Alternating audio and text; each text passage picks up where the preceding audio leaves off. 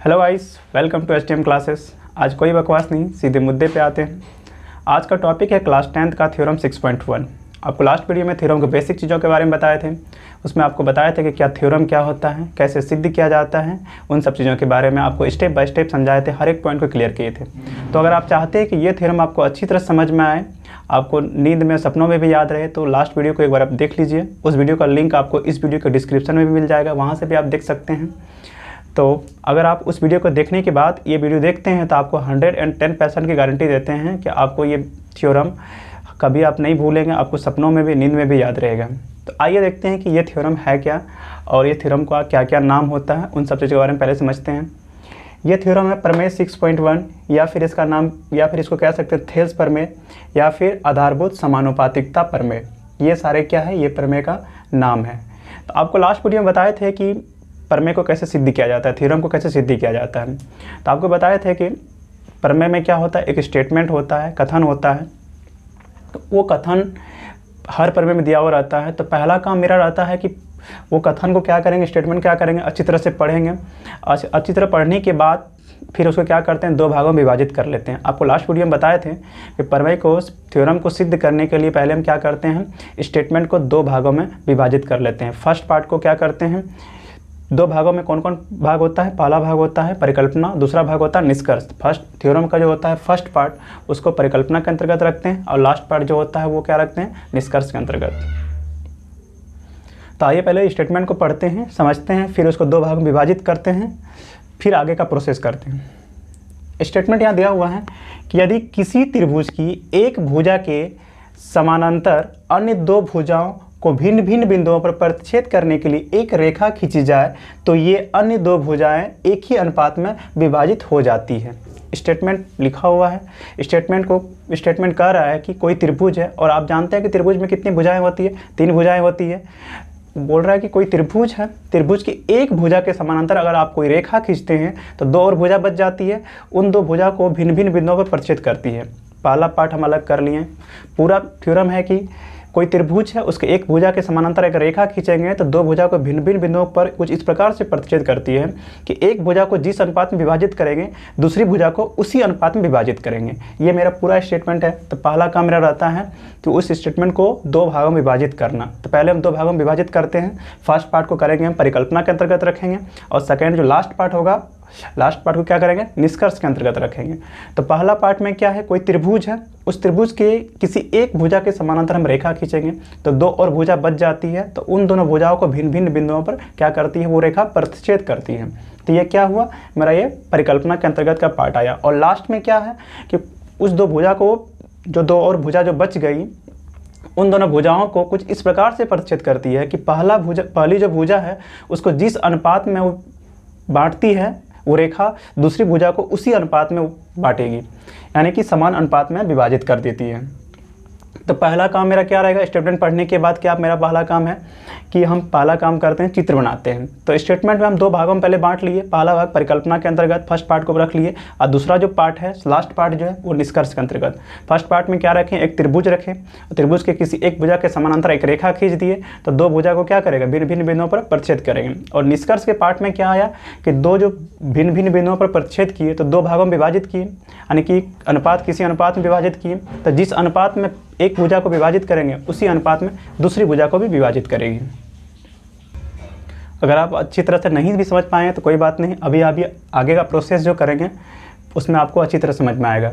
तो दो भागों में बांटने के बाद मेरा अगला काम रहता है कि परिकल्पना के अनुसार से हम क्या करते हैं, चित्र बना लेते हैं। जो हम परिकल्पना किए वो क्या करेंगे, चित्र का रूप दे देंगे।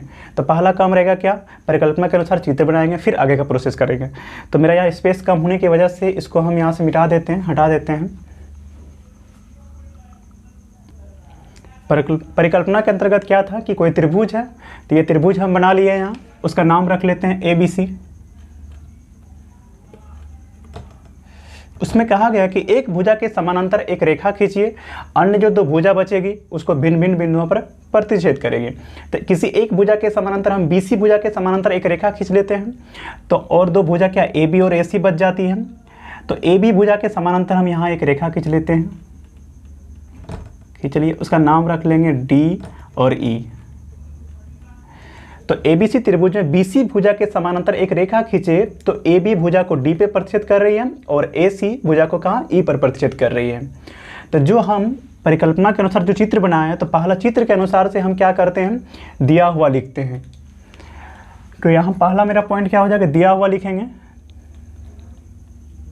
जो अभी चित्र में हम काम किए वही चीज़ यहाँ लिखते हैं। तो वही चीज़ हमें लिखना है। क्या हम लिए, ABC क्या लिए, त्रिभुज लिए। ABC एक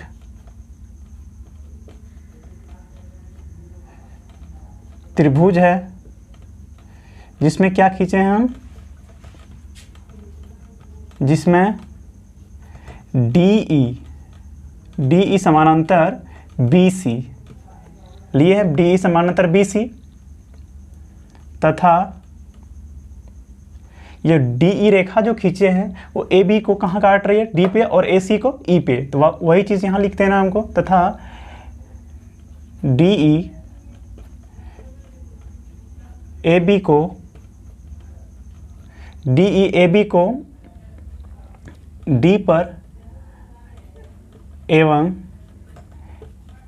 AC को E पर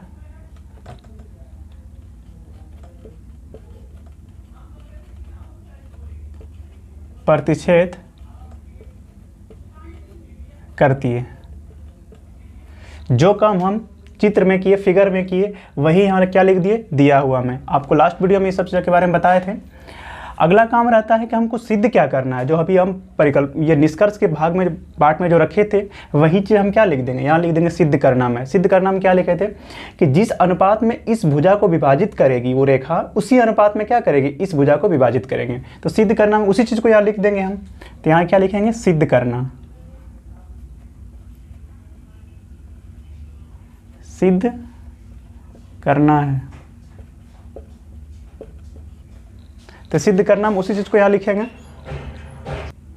तो यहाँ से हम लिखेंगे तो किस अनुपात में इसको विभाजित कर रहे हैं, AD/DB। तो यहाँ क्या लिखेंगे, AD/DB।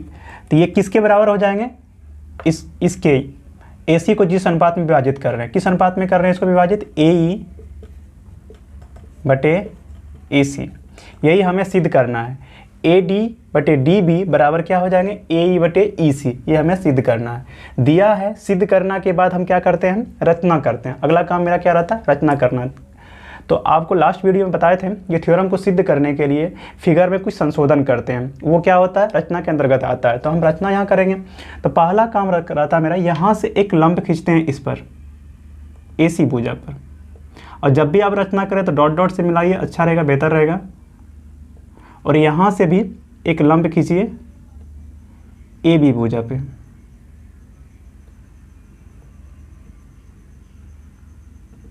इसका नाम रख लीजिए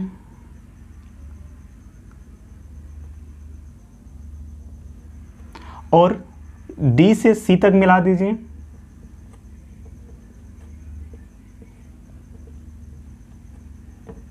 और B से E तक। जो जो काम हम रचना में किए वही चीज़ यहाँ लिख देंगे रचना में। रचना में हम क्या क्या किए, NE लंब किस पर खींचे, AB पे, यहाँ लिख देंगे। या EN भी लिख सकते हैं, EN लंब खींचा किस पे, AB, तो यहाँ लिख दिए। और दूसरा क्या खींचे, DM लंब किस पे खींचे, DM लंब AC पे, तो यहाँ लिखे। तथा BE एवं CD को क्या किए, मिलाएं।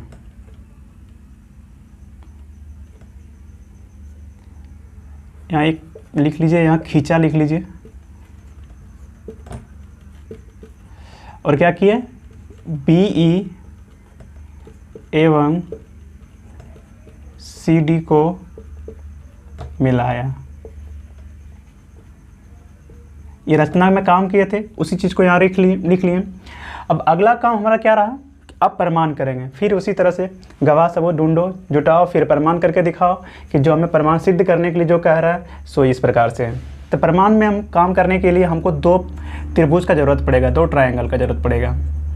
तो सबसे पहला सवाल रहता है कि कौन सा 2 त्रिभुज, इतने सारे त्रिभुज बना हुआ, कौन 2 त्रिभुज ले लें। तो यहाँ इसके अनुसार से हम त्रिभुज लेते हैं। यहाँ क्या दिया हुआ है, AD दिया हुआ। तो यहाँ आप देखिए कि AD किस त्रिभुज में है। तो यहाँ आप देखिए ADE इस त्रिभुज में AD है, तो पहला त्रिभुज हम कौन ले लेंगे, ADE लेंगे। दूसरा नीचे क्या है, नीचे है DB।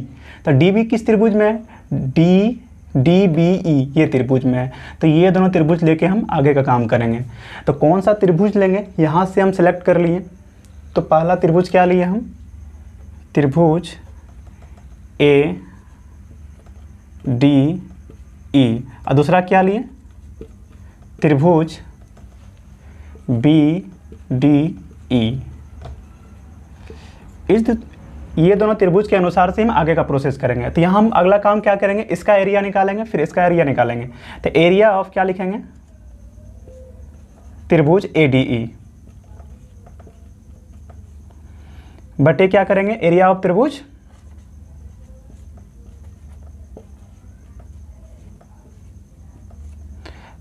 एरिया ऑफ त्रिभुज BDE। 2 त्रिभुज लिए हुए हैं यहाँ से ADE और BDE, ये 2 त्रिभुज लिए हुए हैं, दोनों त्रिभुज का एरिया। और आपको लास्ट वीडियो में आपको बताए थे त्रिभुज का क्षेत्रफल वाला फार्मूला क्या होता है। तो आपको इसलिए आपको लास्ट वीडियो देखने के लिए बोल रहे थे। लास्ट वीडियो में आपको बताया था त्रिभुज के क्षेत्रफल वाला फार्मूला क्या होता है, 1/2 आधार गुना ऊंचाई। तो यहाँ हम वो चीज़ लिख लेंगे, 1/2 आधार गुने ऊंचाई। इसका भी वही फार्मूला हो जाएगा, 1/2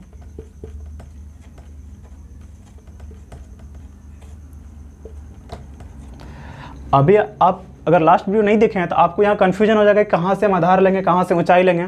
अगर आप लास्ट वीडियो को देख लिए हैं तो आपको कोई कन्फ्यूजन नहीं होगा, आप आसानी से आधार ऊंचाई दोनों ले सकते हैं। क्योंकि आपको लास्ट वीडियो में त्रिभुज के हर एक त्रिभुज के बारे में बताए थे कि न्यून कोण, समकोण, अधिक कोण, तीनों त्रिभुज में ऊंचाई कहाँ से लेते हैं, आधार कहाँ से लेते हैं। इसलिए आपको लास्ट वीडियो देखने के लिए बोला जा रहा था। तो यहाँ त्रिभुज देखिए, त्रिभुज ADE में कौन सा आधार है, कौन सा ऊंचाई है, उसके अनुसार से यहाँ लिखेंगे। पहला क्या रहेगा, 1/2 तो लिखा आएगा ही, तो 1/2 यहाँ लिख लिए। तो ADE तो ADE एक किस प्रकार का त्रिभुज, न्यून कोण है। इसमें देखिए यहाँ से जो लंब खींचते हैं त्रिभुज में वही क्या हो जाती है, ऊंचाई हो जाती है। तो इसका आधार क्या ले लिए, AD। अच्छा, ADE त्रिभुज में आधार AD लिए तो उसकी ऊंचाई क्या हो जाएगी, ये EN, क्योंकि वही उस पर लंब खींचा हुआ है। आपको लास्ट वीडियो में इसको इस चीज़ के बारे में बताए थे। अगर ये चीज़ नहीं समझ में आ रहा, लास्ट वीडियो में बताने के बावजूद भी समझ में नहीं आ रहा, तो आपका एक शॉर्ट ट्रिक्स भी बताएंगे आपको, वो समझ में आपको आसानी से आ जाएगा। आप देखते हैं BDE में कौन सा आधार है, कौन सा ऊंचाई है। तो BDE में आधार इसको लेते हैं 1/2, तो पहले से यहाँ आएगा, आधार क्या हो जाएगा, DB। तो यहाँ हम DB को लिख लिए। अब ऊंचाई कैसे लेंगे, आप इसको ध्यान से देखिए, ये आपको एक अधिक कोण बनता हुआ दिखाई दे रहा है, यहाँ DBE। यहाँ से देखिए पूरा ये अधिक कोण है। और आपको अधिक कोण में बताए थे, अधिक कोण में ऊंचाई लेने के लिए हम क्या करते हैं, बाहर से एक लंब खींचते हैं, वही क्या हो जाती है, उसकी ऊंचाई होती है। तो ये DBE, ये त्रिभुज में देखिए यहाँ से एक लंब खींचा हुआ है NEN। तो ये क्या हो जाएगी, इस त्रिभुज की भी ऊंचाई वही हो जाएगी। क्योंकि हम आपको लास्ट वीडियो में अच्छी तरह समझा के बताए थे कि अधिक कोण रहता है तो उसमें ऊंचाई ज्ञात करने के लिए हम क्या करते हैं, एक बाहर से लंब खींच के ऊंचाई ज्ञात करते हैं। तो ये भी एक क्या है, अधिक कोण है। और इस अधिक कोण में बाहर से एक लंब खींचा हुआ है EN। तो यहाँ क्या लिख लेंगे हम, EN। अब यहाँ देखिए EN दोनों कैंसिल हो रहा है, तो यहाँ से कैंसिल कर दीजिए, 1/2 दोनों कैंसिल हो रहा है यहाँ। और यहाँ कैंसिल होने के बाद हमारे पास क्या बच गया, AD/DB। तो यहाँ हम क्या लिख लेंगे, AD/DB। इसको इक्वेशन 1 मान लेंगे। मेरे पास स्पेस कम होने की वजह से यही इक्वेशन मान लिए। आप चाहें तो एक स्टेप और बढ़ा सकते हैं, यहाँ आप लिख सकते हैं एरिया ऑफ त्रिभुज ADE बटे एरिया ऑफ त्रिभुज BDE बराबर क्या लिख लेंगे, AD/DB। यहाँ पर इक्वेशन आप लिख सकते हैं। मेरे पास स्पेस कम है इसलिए यहीं पे हम इक्वेशन मान लिए।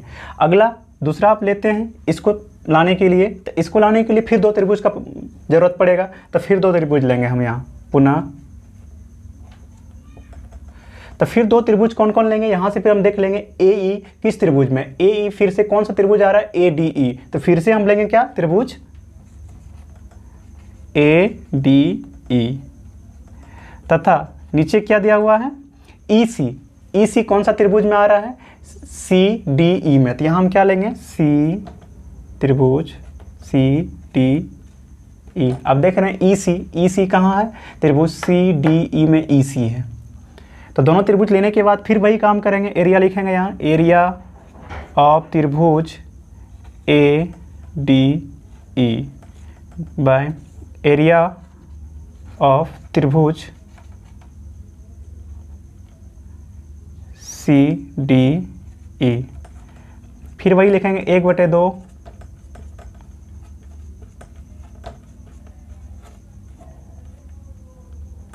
आधार, 1/2 आधार गुना ऊंचाई बाय 1/2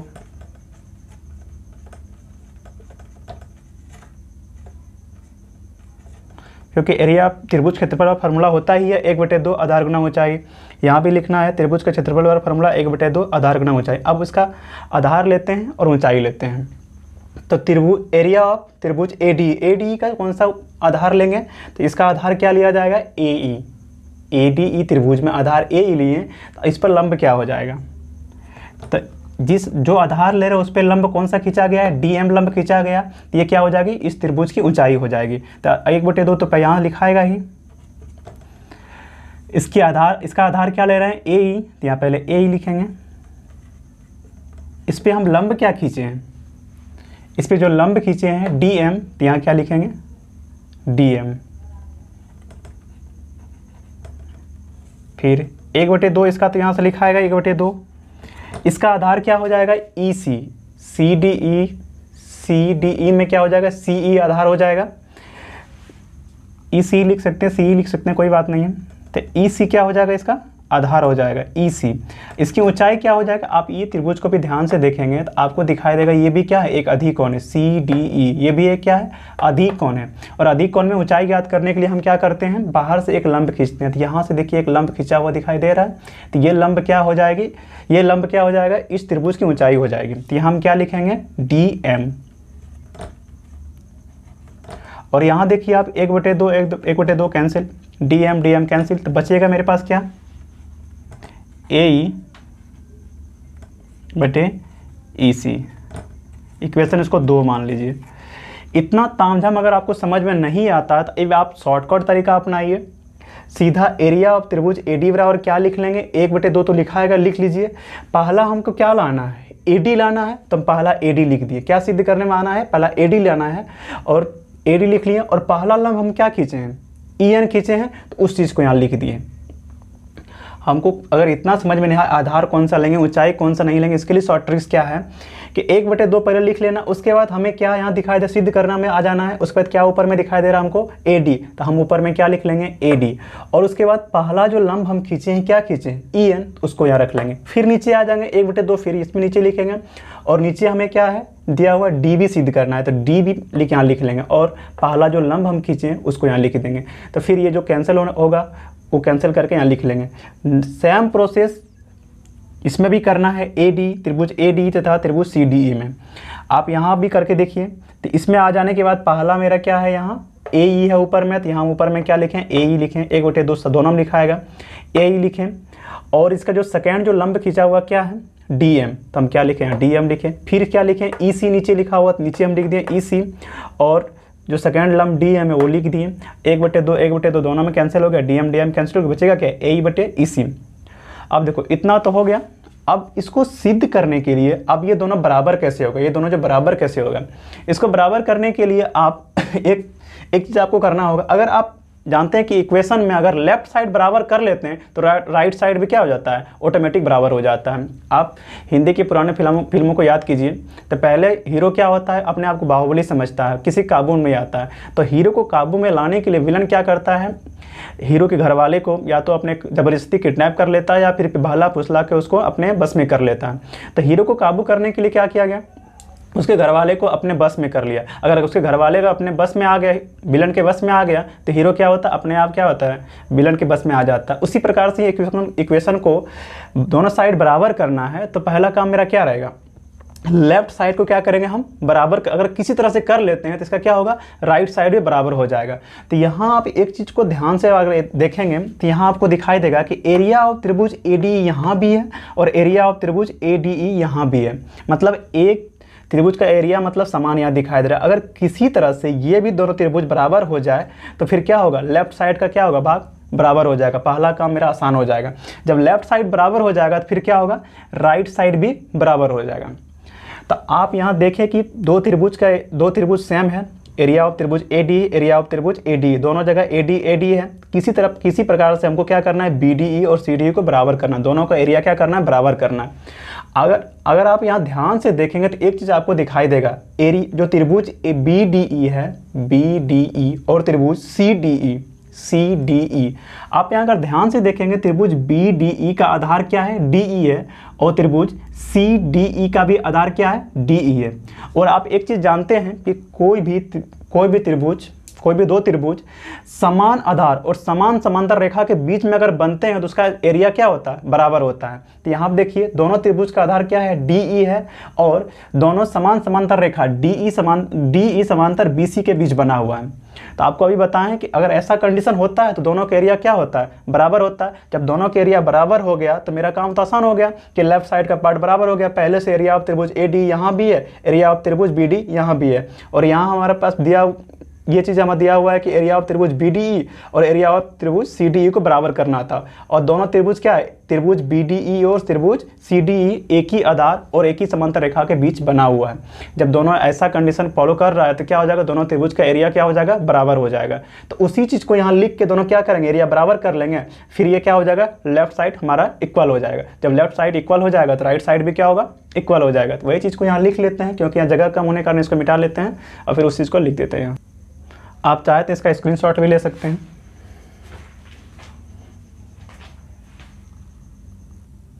जो चीज़ हम आपको समझाएं उसी चीज़ को यहाँ लिख लें, किंतु त्रिभुज BDE और त्रिभुज CDE एक ही आधार DE पर और समान समांतर रेखा है BC और DE के बीच स्थित है।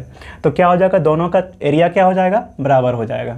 एरिया ऑफ त्रिभुज BDE बराबर एरिया ऑफ त्रिभुज CDE। जब दोनों त्रिभुज का क्या हो गया, एरिया बराबर हो गया, तो आप लेफ्ट साइड देखिए बराबर हो गया। लेफ्ट साइड क्या हो गया, हमारा बराबर हो गया।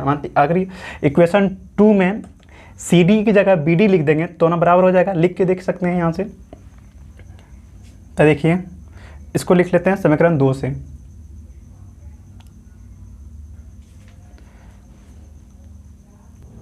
या जगह कम होने के कारण इसी को इक्वेशन मान लेते हैं, तो इक्वेशन 3 मान लेते हैं। और तीनों इक्वेशन को मिला के देखिए, आपको पता चलेगा कि लेफ्ट साइड क्या है, बराबर हो चुका है। कैसे बराबर हो गया कि एरिया यहाँ तो त्रिभुज ADE यहाँ भी है, यहाँ भी है, ये तो पहले से बराबर था, एक जैसा था। और ये नीचे वाला त्रिभुज भी क्या हो गया, दोनों का एरिया क्या हो गया, बराबर हो गया। ये सेम त्रिभुज था इसलिए इसका एरिया क्या है, बराबर है। और ये भी BD और CD का भी एरिया बराबर हो चुका, यानी कि लेफ्ट साइड बराबर हो गया, तो हमारा राइट साइड भी क्या होगा, बराबर हो गया। इसलिए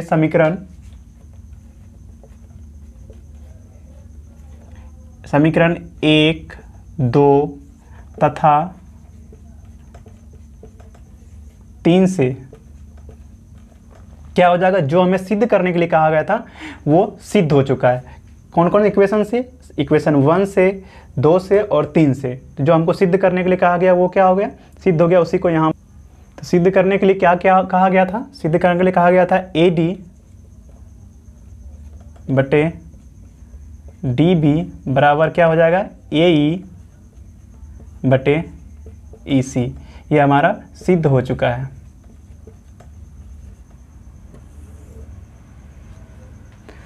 तो ये था प्रमेय 6.1। आज की वीडियो यहीं तक। अब मिलते हैं नेक्स्ट वीडियो में इसके एक्सरसाइज 6.2 के साथ। तो अगर आपको ये वीडियो अच्छी लगी हो तो आप वीडियो को लाइक कर दीजिए, सब्सक्राइब कर दीजिए और अपने फ्रेंड के साथ शेयर भी कर दीजिए। चलिए, थैंक यू। मिलते हैं नेक्स्ट वीडियो में।